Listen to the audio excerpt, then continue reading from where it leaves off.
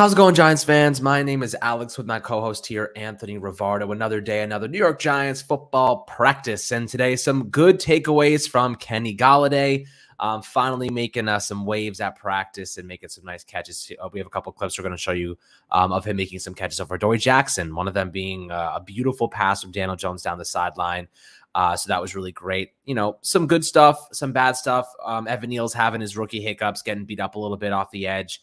There was some really nice clip of him, of Kayvon Thibodeaux and Evan Neal just stonewalling him, but Quincy Roche put him through the spin cycle on one rep. So there's been ups and downs for Evan Neal as a rookie, which is expected. His pass pro was, I wouldn't say a weakness, but his probably the one thing he really needed to work on coming into the NFL. Run blocking is definitely quality. He's strong. He's physical. He can move bodies to the line of scrimmage. So I'm excited to see what he can do in that end. We'll talk about some other takeaways as well, especially Wan'Dale Robinson talking about that unique wildcat formation they have with Kadarius Toney and Saquon Barkley brewing in the backfield. So some good stuff today we'll discuss. Anthony, before we do so, how are you doing today, my friend? I'm doing great. And all of the reports that I'm reading, it sounds like the Giants offense was laser focused today, super efficient. Sounds like Daniel Jones had himself another great practice. Sounds like Kenny Galladay got busy, Darius Slayton, Tyrod Taylor, pretty much everybody on the offensive side of the ball seemed to stand out today, including Saquon Barkley. I'm wearing his jersey today just to celebrate that he had a good practice. And he looks like he's finally going to return to form from that rookie season. They got him involved as a receiver today. He was getting open in the running game with some good blocks. The Giants run blocking looked really good today. It really has all practice, to be completely honest. And, Evan Neal, you're mentioning maybe some rookie hiccups in pass pro, but, man, every time I see the Giants running to his side of the line, it's successful over there at practice. So I'm pretty excited to discuss. Really not too many highlights from the defensive side of the ball today, but that's good. It means that the offense is finally starting to click. The offensive game plan is finally starting to settle in. They're getting used to it and getting comfortable. I think that's really exciting stuff as we gear up for preseason. Yeah, absolutely. And you know what? Kenny Galladay is a guy that has been rather quiet. So I want to discuss him for a moment. The injury with Detroit injuries last year, some hamstring issues, but now it looks like he's doing pretty well. Today had his best practice, might have looked as good as he has since joining the Giants. Daniel Jones was connecting him on some nice passes. And here's the thing that we talked about last year with Daniel Jones throwing to Kenny Galladay. Daniel Jones doesn't throw lofted footballs. He throws laser beams. And I don't think that that's the best type of pass to throw to Kenny Galladay, right? Like you want to give him an opportunity to use his body, use his leverage, use his power and strength to out-muscle guys. That is exactly what he did today, right? Daniel Jones was lofting it over a little bit more, putting a little bit more arc on his passes, and they were falling right into the breadbasket for Kenny Galladay, who was just out-muscling Adoree Jackson. You don't want to give Adoree Jackson or a cornerback an opportunity to get their hands up or to, just to swat the ball away when it's coming as a laser to him. I think Daniel Jones is maybe working on lofting that football a little bit more, using more of that rainbow arc and getting it to his receivers a little bit more efficiently in that way.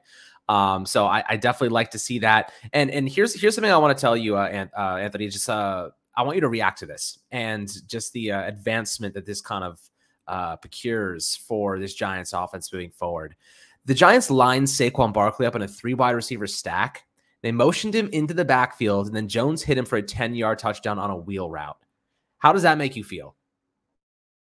Dude, I mean, that makes me thrilled. I've been pounding the table all off season long. I'm like, oh my God, get Saquon Barkley involved in the receiving game. This man is an X factor as a receiving threat out of the backfield. So makes me really excited to see that, Brian Dable, Mike Kafka, this isn't the first time they've done this either. They've been scheming together a lot of plays for Saquon Barkley in the receiving game, and this one got me really excited. Yeah, absolutely. So let's take a look at some of these clips here. I definitely think there's a lot to kind of break down from them. So right off the bat, we love to see some Evan Neal and Kayvon Thibodeaux. Evan Neal, like I said before, has been having a couple of hiccups in pass protection, but right here, he gets his arms I mean, look at those hands, those bear claws wrapped around and just kind of holds in there. I think he ends up actually getting a flag on this because he ends up getting held. But still, a nice start to the rep. Just got to use that power and just get his feet out underneath of him. And, Kayvon Thibodeaux just is so fast. He's so quick. He's really been showcasing that lately. Also, I love how cinematic that shot was in the slow motion. Great job by the Giants awesome. Twitter team there. This is such a good shot, and I really love seeing these two rookies go at it. I mean, these are, the two premier players that the Giants drafted this year, both in the first round, number 5 overall pick versus the number 7 overall pick. This is something that we're going to be watching week after week in practice for years to come. It's going to be really exciting to see these guys grow together. And, just getting this cinematic little clip right here is always exciting. Totally. Iron sharpens iron, as they say. So that's pretty cool there. And here's the Kenny Galladay. Oh, beautiful throw. Look at this throw. I mean, look at that loft, right? Like, we see Daniel Jones throw a lot more laser beams in this. Usually this pass is freaking flying in there to 100 miles an hour right at his head. But this is a perfectly placed football. I mean, just straight off the bat, this is a very physical rep. Like, this is probably the most physical we've seen the receivers and cornerbacks so far. And look at Adoree Jackson. I mean, it's a physical rep. Adoree Jackson, this is not bad coverage, right? A lot of people will say, oh no, like we should be we should be scared about the cornerback coverage. This is good coverage, just a better catch, right? Like, this happens. This is football. Sometimes you win, sometimes you lose. And then this one specifically, Adoree Jackson's right there. His hand is right there. It's just good. This is great coverage. It's just a better throw from Daniel Jones and a great catch and a great ability to use his body as leverage. So pretty awesome there from Kenny Galladay. Adoree Jackson, no harm in that coverage at all. I don't see any problems with that. So I'm pretty happy about that entire play. Yeah, this is a Danny dime right here. Perfect throw. I mean, if this is, 6 inches underthrown, any 6 inches further back, and Adoree Jackson's getting his hand on this ball. So, this is really good coverage. He's right on his hip. And then at the catch point, he does get his hands in there. But Kenny Galladay is a physical receiver, a strong man. He can grab the ball and he can make sure that, a couple fingers on the ball is not too much for Kenny Galladay. He can overcome that with his strong hands. So, and you do see that there. I think that Adoree Jackson gets his hand on the ball at the catch point, but Kenny Galladay just kind of rips it away from him with a fingertip grab. It's a perfect throw right in the breadbasket. And yeah, it does have some touch to it, has some loft to it, which is good. I think when you talk about, Daniel Jones firing in some lasers on these deep shots, I think maybe last year the coaching point was to throw these back shoulder for Kenny Galladay, let him turn around and make a physical catch. But I think here the coaching point is probably let him get under it, which is going to be better for Kenny Galladay, get some yards after the catch as well. And of course here, if this is a back shoulder throw, right? Let's say that this throw was put on his back shoulder. Kenny Galladay has to turn around, catch it. He's not going to get in the end zone. He's going to catch the pass, and he's going to probably, go out of bounds at the 3-yard line. But here, seeing him catch it over the shoulder, he's got a little bit of room to run, get underneath it, and he's able to walk his way into the end zone here with a perfect throw. So really great job leading him upfield here by Daniel Jones, and just a perfect throw. Yeah, absolutely. Really good job here. And this is what you want to see, man. I mean, Daniel Jones has that deep throwing capabilities. Love to see the physicality. This looks like a real play in a live action game. Like they're very much going 100%. And that's great to see, man. Like Kenny Galladay looking like his best self, has been pretty quiet the last couple of days of training camp, but really ramping it up here. This is great stuff. I mean, the Giants have their first preseason game and very, very soon. I don't know how many starters will play against the Pats in the first game. They have 3 preseason games this year, so it'll be interesting to see how they operate in that regard. But Kenny Galladay making some waves at training camp is something that we've been waiting for. He's getting paid $17 million a year. We got to get every penny out of this man. And hopefully, he can make Daniel Jones look a lot better in the process. So let's move on here to another clip. Any last thoughts on that one? Yeah, I'll throw out there. I'm reading a quote right now from Kenny Galladay, which I think ties in well, just talking about having him bounce back from last season. Last season was a massive disappointment. Honestly, I'll say his contract looks better every single day. That $18 million price tag was a lot at the time, but I think so many receivers have just surpassed him with their average salaries. So I don't think the Kenny Galladay contract is as bad as, it might have looked 6 months ago. But just tying into having a bounce back year, here's a good quote yesterday from Kenny Galladay saying, quote, "I have a chip on the shoulder, but I'm not trying to prove anything to you guys or anyone really. I'm in competition with myself," end quote. And I really like that quote, just talking about Kenny Galladay's mindset this year, trying to improve upon himself and just really competing with his self, maybe comparing himself to who he used to be in the past and trying to get back to that level and hopefully surpass it. Yeah, absolutely. And for anyone wondering, next year, if the Giants did want to move on from Kenny Galladay, he would count $14.7 million in dead money and then only a $6.7 million cap savings. But if they do keep him, it'd be $21.4 million against the cap. So you're better off keeping Kenny Galladay next year. And then in 2024, you can cut him and save about 15 mil. Unless they find somebody to trade him to, but I doubt anyone's going to want to take on that contract. You're still taking on $21.4 million cap hit for next season. So that contract definitely is going to hold us back for another 2 years, this one and then next one. But again, having a good receiver for Daniel Jones is essential. And I think if you go out and get a rookie quarterback, having a number one receiver like Kenny Galladay, Kadarius, and Wan'Dale is going to be essential. Like you put them in a great system with a good offensive line. That's how you start to brew growth, So either way, I think Kenny Galladay's presence is fine. And they have so many so many cost controlled players at this point at essential positions like receiver, like cornerback, like defensive edge, like with Kayvon Thibodeaux and Azeez Ojulari, and then offensive tackle, of course, with Andrew Thomas and Evan Neal. So all those guys under rookie deals, and then of course your quarterback rookie window. If they reset that, you can afford to play one wide receiver, in my opinion. So not a bad situation at all for the Giants.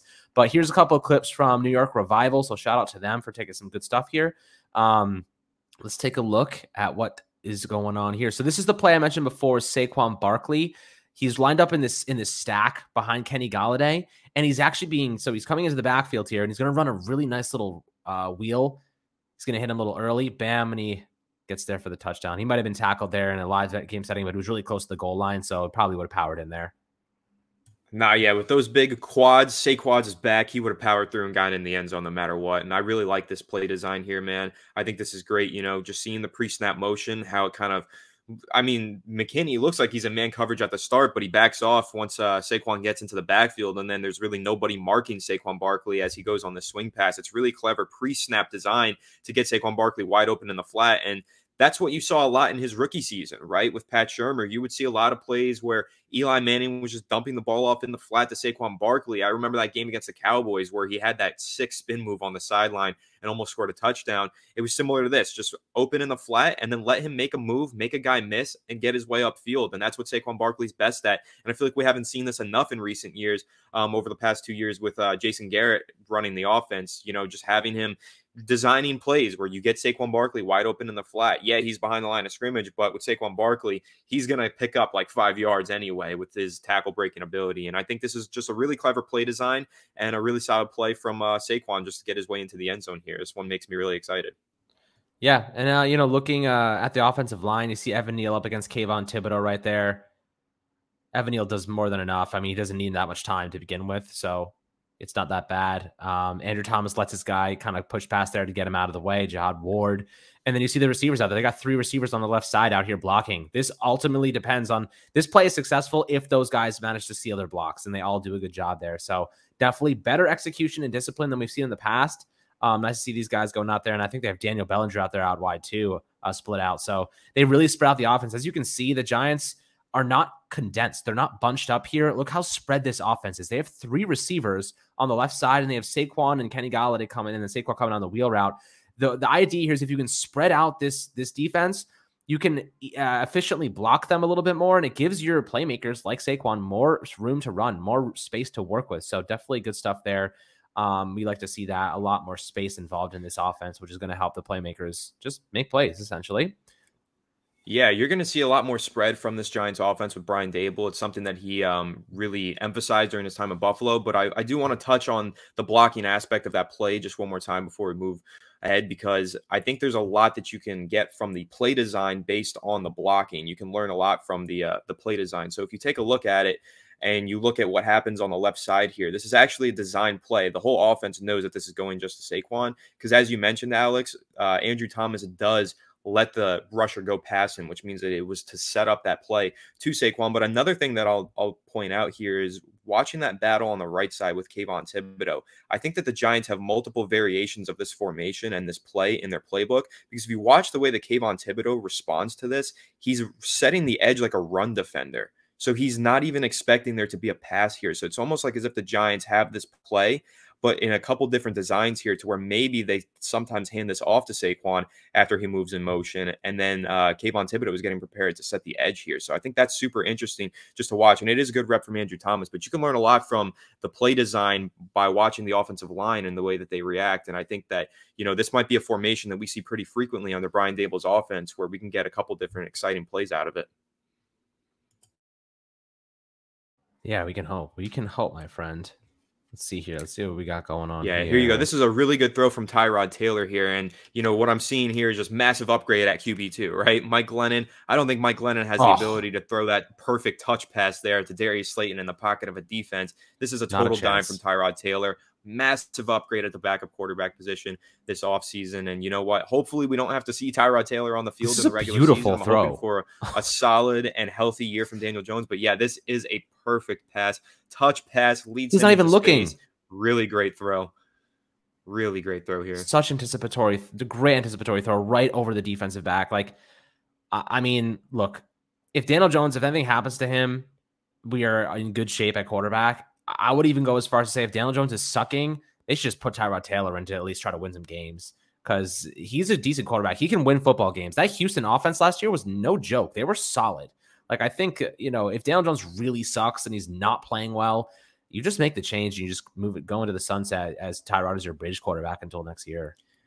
Tyrod's a solid bridge quarterback for sure, but I also want to point out something else here. This is something that we've talked about a lot, Alex. Do you see Darius Slayton right here? Darius Slayton is stopped in the middle of the field because he was initially running just a curl or a hook route or whatever. He turns it into a crosser. This is two routes that he ran on this play. We've been talking about this a lot, having double routes, having extensions of the routes in the plays built in where they can have an option. It can be a curl or it can be a crosser. He turns it into a crosser, and Tyrod Taylor saw that come in, and he threw a great anticipatory throw. So that's just something that we've been talking about all off season long. So really excited to see practice come into play here. Yeah, the Giants have not done that in the past. Oh, here's a beauty to Kenny Galladay over Adoree. Nice play. Yeah, and there you go. That's one of those back shoulders that I was mentioning earlier. So this is like a great physical play from Kenny Galladay here. I mean, this is what we've been waiting to see from the Giants. I mean, this is perfect. That is and look, again, look at the loft on this pass. He's not throwing this as a laser beam. Look at the loft on that pass. Usually we're seeing him throw absolute lasers to him that are just coming in too fast. This is a great ball. They've been working on this. I can guarantee you they've been working on Daniel Jones putting a little bit more air on these passes because this is not the same pass that we saw last year throwing to Kenny Galladay that was more of a laser.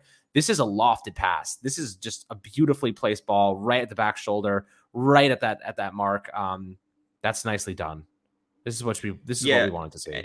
And that one had to be back shoulder too, if you watch it, because you could see Xavier McKinney's over top. So you can't put any air under this one, let him go up and get it. This is a great throw because if you put this in a certain spot, it's going to be a double covered pass. But if you put it on the back shoulder and you put it up against the sideline, the only other opponent is the sideline, and Kenny Galladay's skilled enough to get his feet in. So this is a really great throw here, super accurate to help Kenny Galladay shield his body away from the defender and make a strong catch here on the back shoulder. Really great throw from Daniel Jones. Yeah, really great throw. So nice to see him kind of getting a little bit more chemistry with Kenny. They've clearly been working on this because this looks a lot different than it did last year. Let's see what we got. I think this is a Saquon Barkley little end around there. Nice. I mean, he's making moves. Is that Saquon? This is that's a Kadarius Toney end around here. Which I was going to say. This play goes for nothing. The defense really sniffed this one out. Wink Martindale's defense looking pretty intelligent here. I think that's Tay Crowder who got in the backfield and set the edge there. But of course, they're not smacking down, knocking any heads off here at practice, so they give him a little extra room to run. But I just think the play design here is pretty creative. Just a little end around. You see a little fake handoff to Saquon going to the right side of the line of scrimmage, and then you see coming back to the left side, Kadarius Toney takes the handoff. Again, the defense saw it coming, but it is a very creative play that you could definitely see having some success in the regular season against some different teams. If you look closely, you can see Kayvon Thibodeaux get absolutely juked out of his shoes by Kadarius Toney. If you watch right about here, he's right there. Like, he's right in the middle of that scrum, and watch him go flying by him. And he turns around and he would have got the tackle on the second attempt there. But I really think Kadarius Toney is one of the shiftiest runners in the NFL. I've ever seen. Man is a human joystick. I've never seen, man, dude. He is so fun to watch. It's unbelievable. I mean, look, you will not see someone that makes moves that fast and doesn't have a shredded chicken bowl for a kneecap. Like, that is like difficult to accomplish. You know what I mean? Like, that's a lot of pressure on your knees, but he does it so seamlessly. I really hope his knees and ankles hold up this season, because if they do, he's probably going to carry someone's fantasy football team to the playoffs. Let's see here. I think this is a Saquon Barkley run. Nice. Get outside the tackles. This is what we've been waiting for, bro. None of this power zone. Like, he's running it outside the tackles. He's getting it on the outside zone, and he's cutting it upfield, giving him more space, more time. Oh, this is what we've been waiting for. And boom, he's gone. He's off to the races, man. Finally. Yeah, this outside zone, the wide zone, is going to be probably the primary focal point of the running game this year, which I think is super exciting. But Alex, I'm going to point something out here that we're going to love to talk about, right? The pre-snap motion on this play. Look at this. Completely takes Aaron Robinson out of the play. He's nowhere to be found. He can't even get involved in this play if he wants to, because this wide receiver runs across the line of scrimmage. It's man coverage, and Aaron Robinson ends up on the other side of the field, and he's just completely taken out of the play by that pre-snap motion. And then you see Saquon Barkley just able to turn it upfield on the outside zone here. And that cornerback that was there was Aaron Robinson. Now he's no longer there, and he's got all the room in the world to work his way upfield if he gets some good blocks. And good blocks is exactly what he gets, because the Giants' offensive line has been killing it in the run blocking aspect of the game so far through the first couple of weeks of practice here. But yeah, I love the pre-snap motion. This is something that I've been talking about for like 3 years now. The Giants need to incorporate more pre-snap motion. It does everything for a team in the running game, because look at how the players just get taken completely out of the play. You just deleted a defensive player off of the field on this play and opened up a great running lane to the left side. Yeah, and I want to point out something even further than that. You see Aaron Robinson get taken out of the play, and I'm not sure if that's Julian Love next to him, but look at Julian Love's eyes. He's watching Wan'Dale Robinson, and when he starts moving, he starts to watch him move, and then when they snap this ball, he's way out. Look how out of position he is. I'm not sure exactly what that is. Maybe it's McKinney. Yep. I don't think it's McKinney. I'm pretty sure that is Julian Love. It looks like it's Love. Yeah. I know Love is wearing a cool visor, 20. And I think I see one. That is definitely Love, but you're absolutely right. He is taken out of position. He gets his eyes on the backfield. He starts to drift out of position. And this is exactly what I've been talking about for a couple of years now, dude. This is why I study that Kyle Shanahan offense. I love what he does. And I love how he uses pre-snap motion on such a high percentage of his plays. But even watch who's the edge rusher here on the left side. He has to contain the edge for just a second, right? And then he has to just wait, because it looks like it's a little bit of an option here. So he contains the edge just for a second.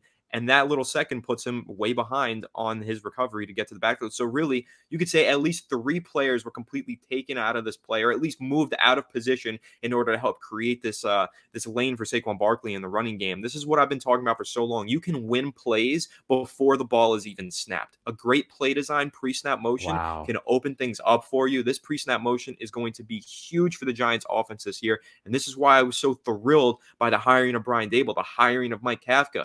This is why. Pre-snap motion, playing smarter, not harder. This isn't smash mouth football, halfback dive, my guy is stronger than you. What odds are you increasing with a play like that? But this play right here, you're increasing your odds of success exponentially, because you are literally taking defenders out of the play with pre-snap motion. I love to see this. This has me thrilled to watch the Giants offense this year. I just spotted another really good sign for the Giants offense that you're really going to like. On the right side of this, right in front of Wan'Dale Robinson, you know who's sitting right there? You know who's in line? Daniel Bellinger. Who is it? You want to know who blocks? You want to know who he blocks on this running play? Kayvon Thibodeaux. Look at this. Watch. Do you see him right there engaged with Kayvon Thibodeaux off the edge on the right side? Yep. Do you see number 5? Seals that edge, and then Saquon Barkley gets through. You just saw a freaking rookie 4th-round tight end block Kayvon Thibodeaux in line. And a running play. When's the last time we saw a tight end do that for the Giants and not fall over his own feet? This is a huge little detail. I'm really happy I saw that. But on this play alone, this might be my favorite play of the training camp so far. So we've just saw 5 different things that the Giants are going to incorporate. We saw Wan'Dale Robinson travel across to the right side, then back to the left side, drawing Aaron Robinson and Julian Love away from this play. And then you saw Daniel Bellinger block Kayvon Thibodeaux and Saquon Barkley with his burst back, just freaking expose that gap upfield.